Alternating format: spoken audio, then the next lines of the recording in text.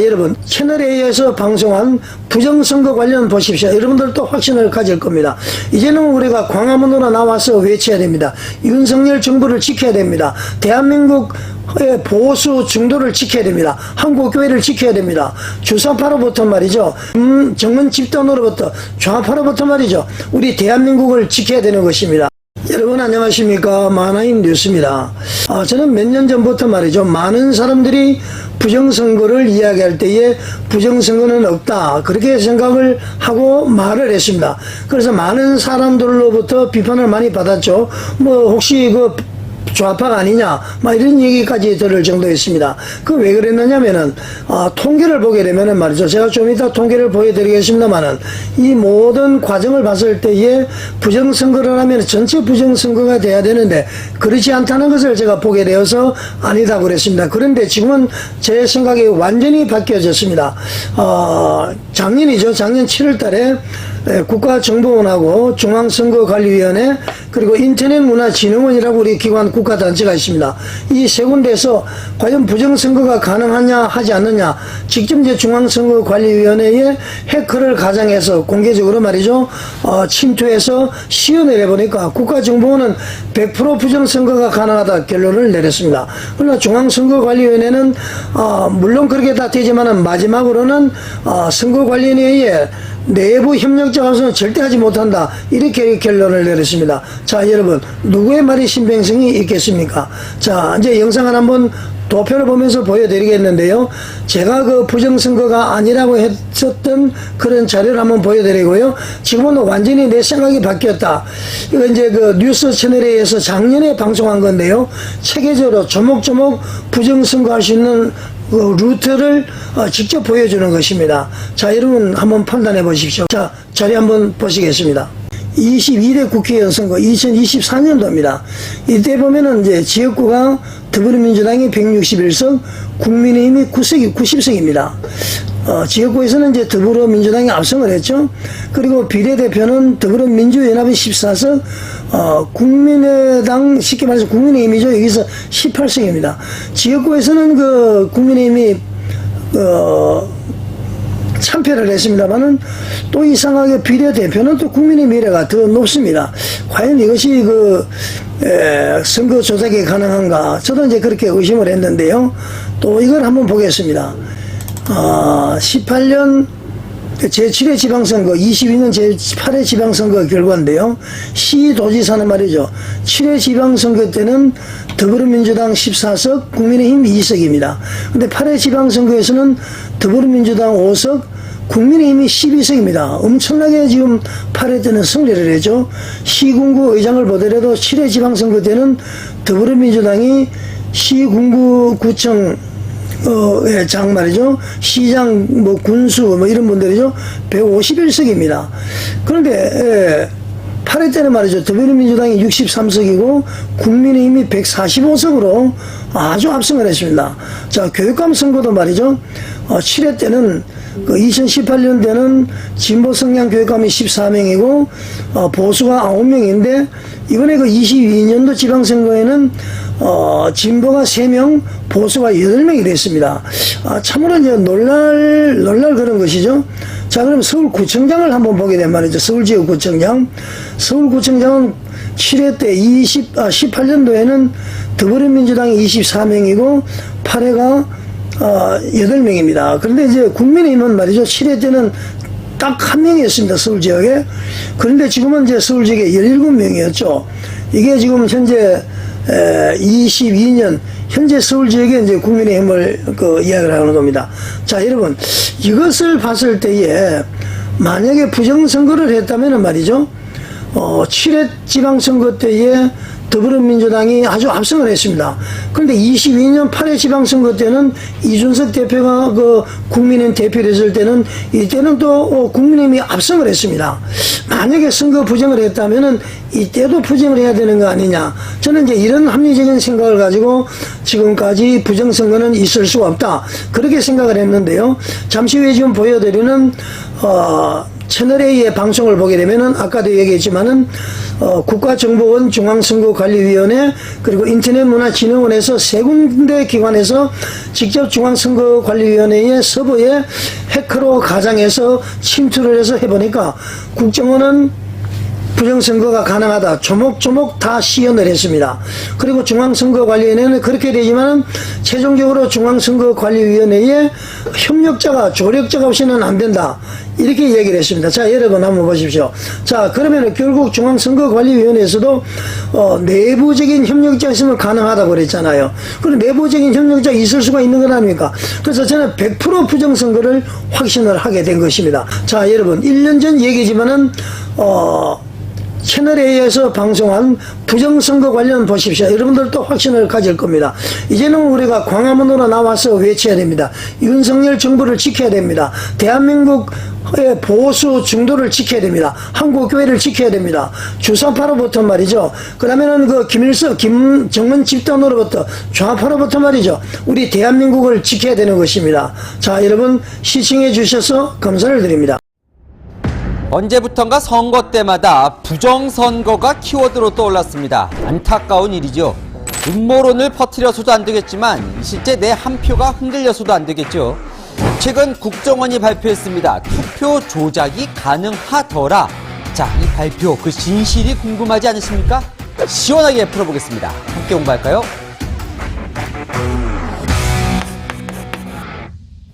안녕하세요. 동행가 뉴스터디 동정민 앵커입니다. 자, 국정원 발표 이후에 많은 댓글을 저희 뉴스터디에 달아주셨습니다.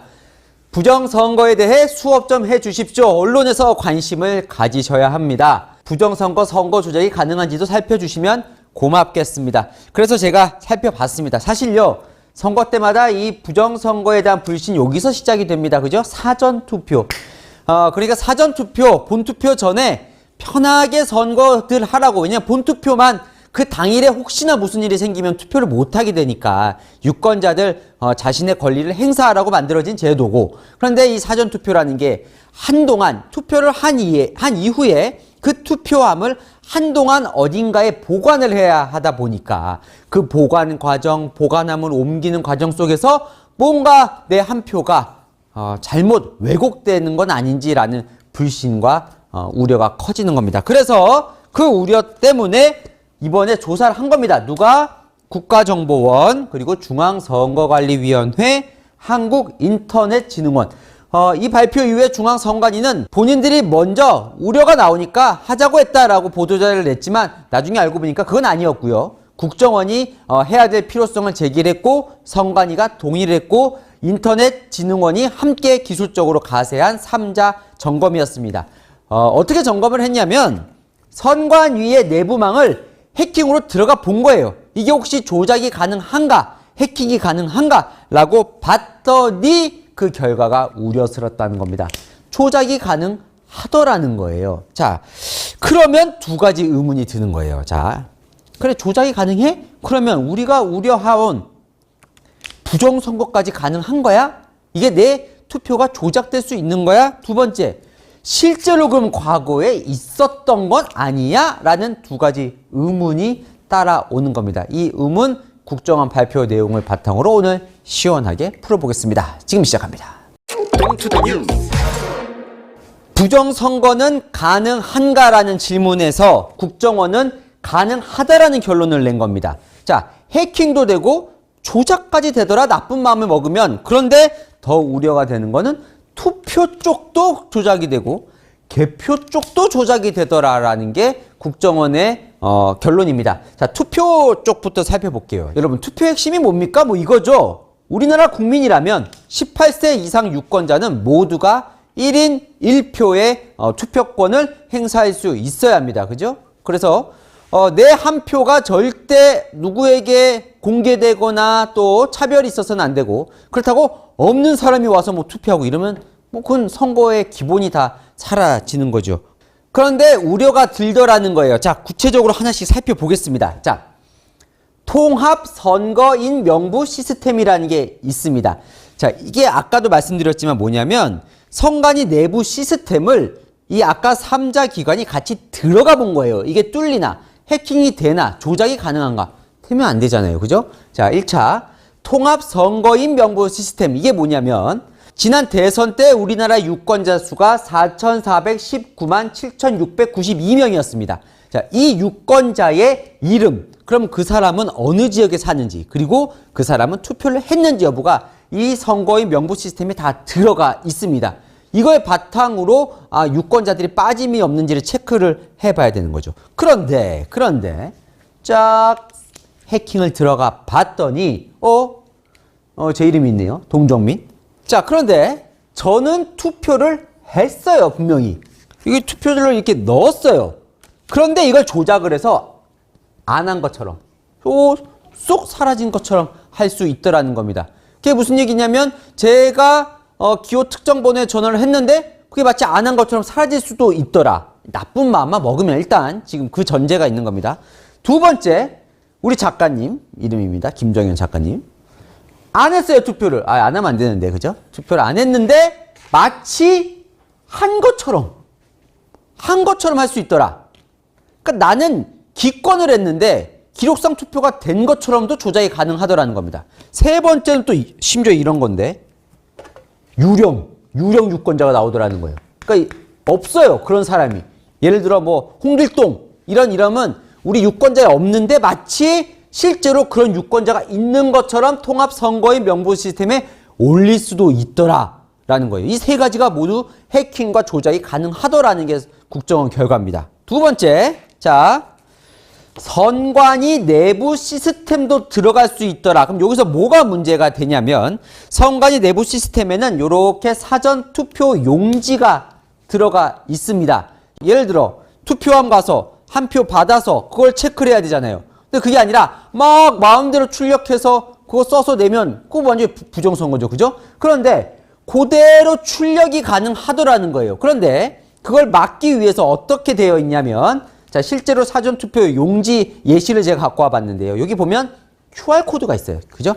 QR코드로 이 투표 용지만의 코드가 들어가 있어야 돼요. 시도지사 선거 투표하면서 꽝! 지금 직인 찍혀졌죠. 이걸 청인이라고 하는데 선관위 직인이 찍혀 있어야 돼요. 자, 세 번째, 요 밑에 보면 투표 관리관. 그러니까 이 투표가 어디서 이루어졌는지 관리인의 직인이 찍혀 있어야 돼요. 자, 이렇게 되면 이제 투표를 용지를 출력을 해도 알 수 있잖아요. 그런데 문제는 실제로 있는 QR코드 그대로 투표 용지가 뽑혀서 나오더라는 겁니다.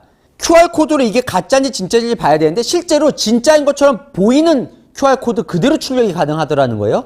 이 직인을 조작할 수 있다는 거예요. 뭐냐면 이 직인을 잘 이렇게 뽑아가지고 예전에 이거 혐의지만 조국 전 장관이 이 표창장 조작할 때 지금 이제 정경심 씨야 이 의혹이잖아요. 이렇게 직인을 쫙 뽑아가지고 그걸 갖다 붙여서 마치 실제 있는 표창장이나 인턴 확인서처럼 했다. 그런 것처럼 요 직인을 이렇게 뽑아서 딱딱 위조를 할 수 있더라는 겁니다.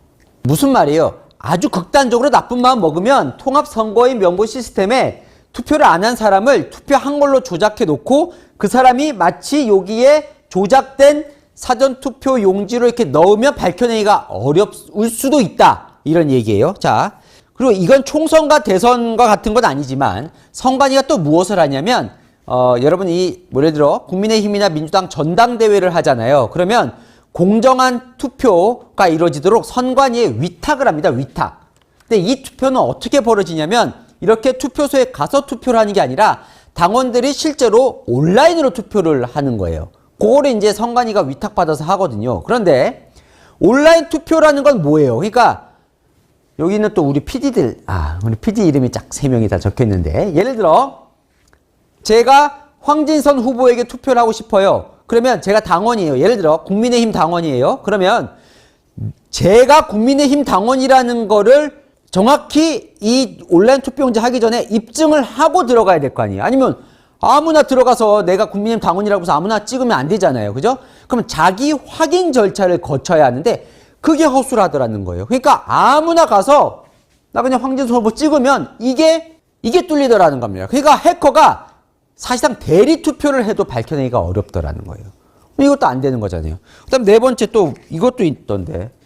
여러분 선상 부재자 투표라고 뭐냐면 배에서 원양 어선처럼 멀리 배 타고 막 나가시는 사람, 그런 사람들은 투표장 이게 돌아오기가 어렵잖아요. 그래서 그런 사람들을 대상으로 해서 선상 배 안에 있는 부재자 투표를 하거든요. 그러면 미리 배에서 투표하면 그 투표용지를 받아가지고 이제 그걸 이제 계산을 하는데, 자, 오랫동안 이제 시간이 걸리다 보니까 뭐가 여기서 중요하냐면 비밀이 지켜져야 되는 거잖아요. 그러니까 제가 1번 후보 혹은 제가 2번 후보를 찍었는데 그게 밝혀지면 안 되잖아요. 그런데 들어가 봤더니 그게 이제 시스템으로 다 등록이 되는데, 봤더니 채널A 호를 타고 있는 제가 기호 1번에 실제로 제가 투표를 했다는 건 아닙니다. 이게 예시입니다. 오해하지 마시고요. 하여튼 기호 1번이 만약에 투표를 했는데 그거를 뻔히 다 볼 수 있다는 거예요. 그러니까 비밀 투표가 지켜지지 않을 수도 있다는 거죠. 투표에 있어서 취약한 점 살펴봤는데 개표에 있어서도 지금 문제가 있더라는 건데요. 이건 더 문제죠. 왜냐하면 제가 예를 들어 4번 후보를 찍었는데 마치 3번 후보 찍은 것처럼 잘못 개표가 되면 안 되잖아요. 자, 그 부분 넘어가 볼게요.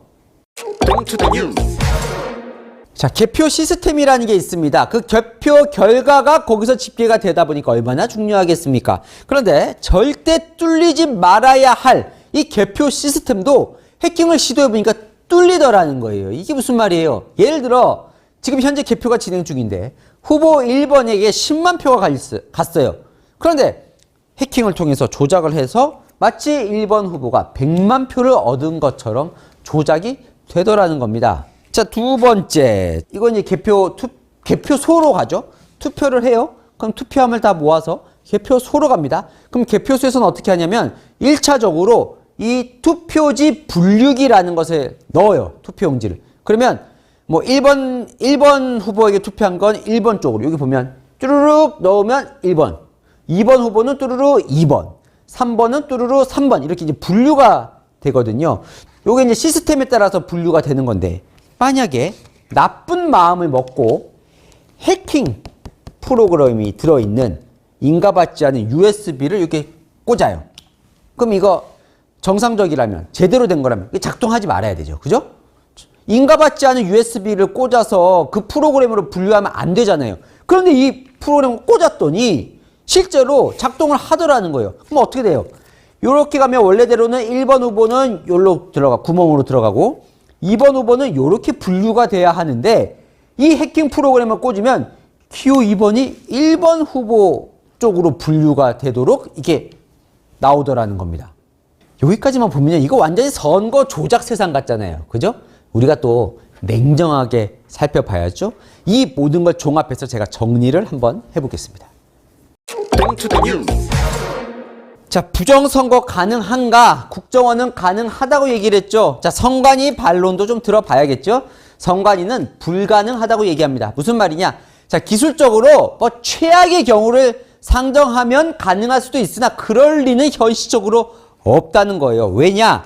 자, 이번에 제가 말씀드렸다시피 이번에 국정원, 선관위, 인터넷진흥원이 같이 한 게 선관위 내부망을 해킹을 한번 해본 거잖아요.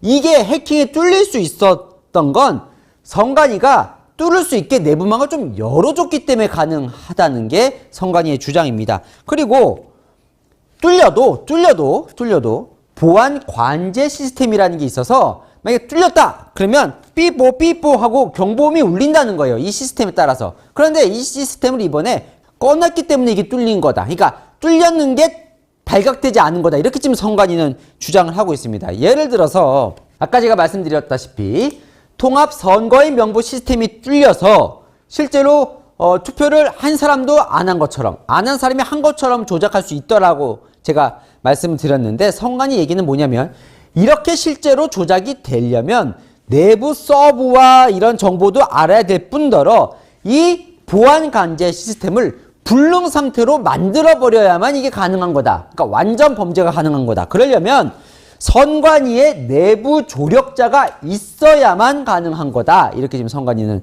이야기를 하고 있습니다. 두 번째, 내부 시스템을 통해서 사전 투표용지를 무단으로 빼낼 수 있더라. 그것도 심지어 QR코드, 청인, 사인을 모두 조작한 것도 가능하더라 라는 게 지금 국정원 발표잖아요. 그런데 실제로 완전 범죄, 그러니까 사전투표용지를 딱 뽑아서 위조로 거기에 제가 보면 여기 보면 뭐 3번 병당 송세라 후보에게 찍어서 실제로 이게 유령 유권자인 거죠.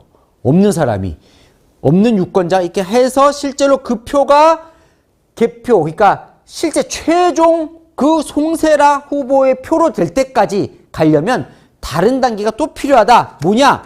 그렇게 하려면 투표용지 발급기도 새로 위조를 해야 되고 전용 드라이버, 전용 프로그램까지 다 갖춰져야만 실제 사전투표용지를 조작할 수 있다라는 게 선관위 설명입니다. 그리고 아까 제가 말씀드렸잖아요. 이게 미인과 USB를 꽂으면 1번 투표용지가 1번, 2번 투표용지가 2번으로 가야 되는데 2번 투표용지가 1번으로 갈 수 있다. 자, 실제로 선관위도 그렇게 갈 수도 있다. 하지만 이거는 그냥 1차적으로 분류만 할 뿐이지 다 수작업으로 이렇게 함 열고 다 손으로 분류를 한다. 사람이 수개표를 한다. 그리고 이 자리에 수개표를 하는 자리에는 선관위 직원 또 그 외에 뭐 공무원 그리고 각 당 여야 참관인까지 다 들어와 있기 때문에 실제적으로는 조작이 불가능하다. 무슨 말이냐? 조작을 하려면 자 1단계부터 5단계까지 있는데 한 요 정도까지는 혹시나 조작이 가능하더라도 끝까지 그러니까 최종 조작까지 가기에는 너무나 걸쳐야 할 단계들이 많으니까 부정선거까지 가는 거는 불가능하다라고 선관위는 이야기를 하는 겁니다. 하지만 국정원은 이게 걱정하지 않을 거라고 이번에 우리가 해킹을 한 건 무슨 뭐 특수가 아니라 국제적으로 널리 쓰이는 해킹 수법 정도로 들어가 봤더니 뻥뻥 뚫리던데 예를 들어 실제로 나쁜 마음 먹고 선관위 내부 사람을 포섭해서 이 사람이 이 망을 열어준다면 실제로 투표용지 발급기, 전용 드라이버나 전용 프로그램까지 확보가 된다면 그럼 가능할 수도 있잖아 라는 인식 차이가 있는 겁니다. 여기서. 자, 그러면 실제로 부정선거가 있었을 가능성은 없는 건가요? 자, 과거에 부정선거가 있었을 수도 있었을까? 선관위는 불가능하다고 단언합니다. 자, 국정원도 여기서 이렇게 얘기를 합니다. 흔적이 없다. 무슨 말이에요? 부정선거가 벌어진 흔적은 찾을 수 없었다. 부정선거가 일어날 가능성은 있으나 지금 현재까지 부정선거가 벌어진 흔적은 없다라는 게 국정원의 내용입니다. 지난 총선 때 이 불붙었었죠? 이 부정선거 사전투표 조작 논란이요.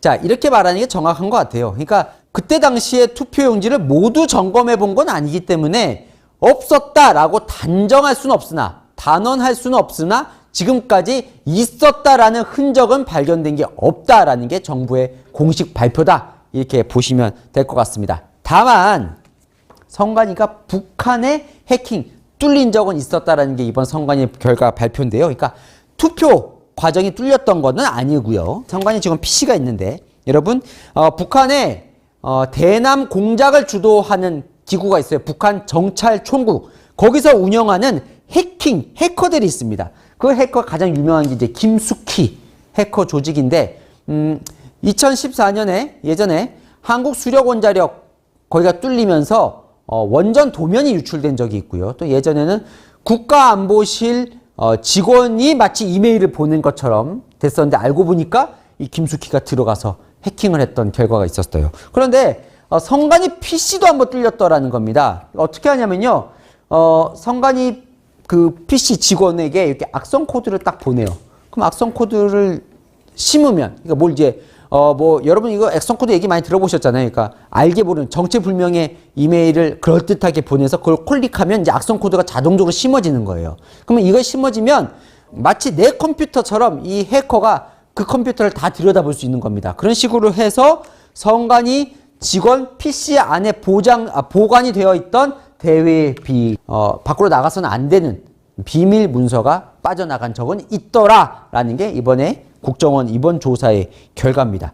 자, 이것도 살펴봐야죠. 선관위는 자꾸 부정선거 없었다. 부정선거가 불가능하다라고 얘기를 하지만 지금 선관위의 신뢰가 많이 떨어져 있습니다. 그죠? 자, 선관위의 핵심이 뭐예요? 공명선거잖아요. 그런데 이 선관위에 대한 불신이 떨어지는 이유.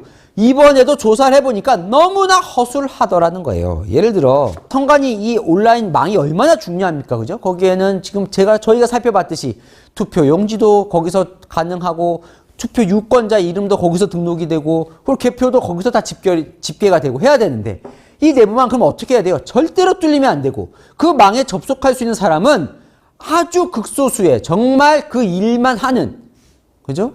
그리고 나중에 그게 누군지 누가 들어갔던 건지 다 파악이 되는 그렇게 철통 보안이 이루어져야 하는데 내부 직원망하고 이게 분리가 안 돼 있더라는 거예요. 그러니까 조금만 조작을 하면 그냥 직원망으로 뭐 이 내부망이 들어가 있고 이렇게 되더라는 겁니다.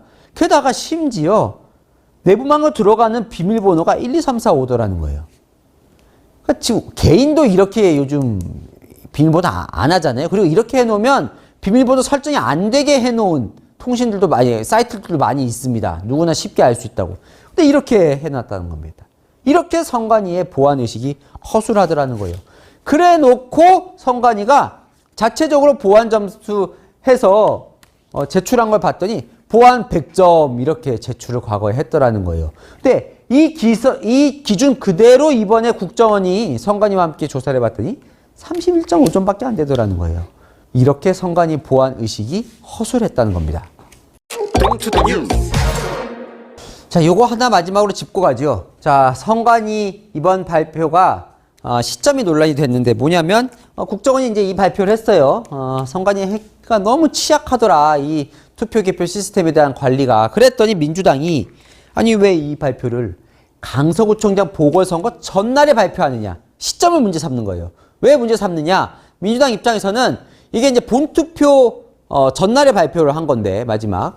근데 민주당 입장에서는 자 사전투표에 대한 불신을 키워서 거기에 대해 반발하는 여당 지지층들을 본투표로 많이 나가게 하기 위해서 사전투표의 불신을 일부러 조장한 거 아니냐? 이거 이제 민주당의 의혹입니다. 그래서 이게 국감 과정에서도 논란이 됐었는데요. 알고 보니까 이런 거였어요. 그러니까 이번에 아까 말씀드렸다시피 보안점검은요. 국정원, 선관위, 한국인터넷진흥원이 같이 했는데 그 기간이 7월 17일부터 9월 22일까지 한 2달간 같이 조사를 한 거예요. 그래서 원래는 추석 전인 9월 22일에 이 3자가 같이 결과를 발표하려고 했었대요. 그런데 이 두 쪽이 의견이 갈린 거예요. 왜? 국정원 입장에서는 문제가 심각하다라고 이제 발표를 하려고 하는 거고 선관위 입장에서는 일부 허술한 부분이 발견됐으나 이게 엄청 심각한 문제는 아니다라고 발표를 하고 싶은 거예요. 그래서 의견이 서로 충돌이 벌어진 겁니다. 그래서 싸우다가 그러면 어떻게 하냐? 10월 10일에 따로 발표하자 라고 해서 자 국정원은 선관위 해킹이 취약하다라고 발표를 했고 그 직후에 선관위는 하지만 기술적으로 는 가능하나 여러 가지적인 것을 종합해 봤을 때 부정선거까지는 불가능하다라는 보도자료를 각각 내거든요. 그러니까 이 과정 속에서 10월 10일에 따로 발표하기로 국정원과 선관위가 합의를 해서 그때 발표했다. 이게 이제 지금까지 나온 진실인 것 같습니다. 선관위도 그 부분을 인정을 했고요. 자, 여러분 이 부정선거라는 건요. 절대로 이루어져서는 안 되는 겁니다. 왜? 선거가 뭡니까? 민주주의의 기본 원칙이에요. 그죠? 그래서 늘 정통성을 따지잖아요. 선거를 거친 선출된 거냐? 왜? 국민이 뽑은 권력이냐? 아니면 국민이 뽑지 않은 권력이냐? 이게 민주주의에 있어서 핵심입니다. 자, 부정선거.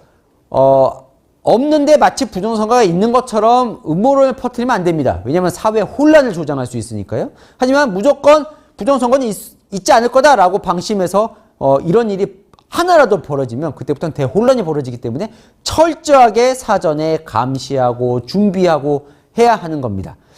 자, 그 부분에 있어서 지금 이 선관위에 대한 불신이 커지는 건 정말 불행한 일입니다. 어떻게든 이 공정선거를 감시하고 또 수호해야 할 선관위의 신뢰 어떻게든 빨리 회복을 해야겠습니다.